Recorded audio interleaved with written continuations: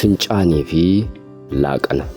Yeroo tokko Neelsan Maandellaatu eegdota isaatiin har'a laaqana masaaraa keessaa hin nyaannu, ala deemnee magaalaa keessaa iddoo tokko haa nyaannu jedhanii bahani.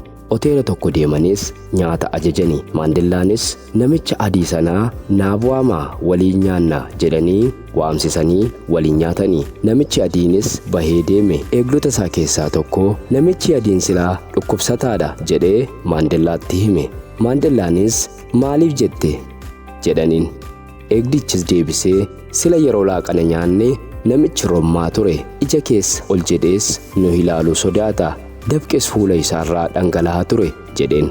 Maandellaan lakki waan dhukkubsataa ta'eef miti, yeroon mana hidhaa turetti inni eegduu kutaan keessa turedha. Baay'ee reebamee dadhabee yemmuun dhufuu nan dheebodha, bishaan naaf kenni jedhee yoon gaafadhe hoowu jedhee fuula kootti fincaansaa naqaa ture.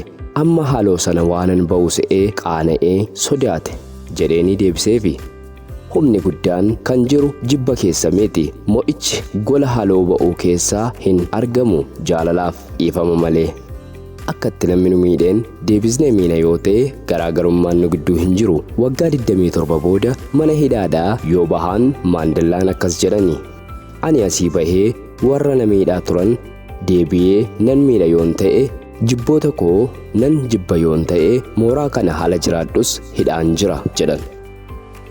Seenaa biraa qabannee hanga walitti deebinutti turtii gaarii. Seenessaan Gammadaa Baaruu 2024 Najjoo. Nagaa qabaadhaa.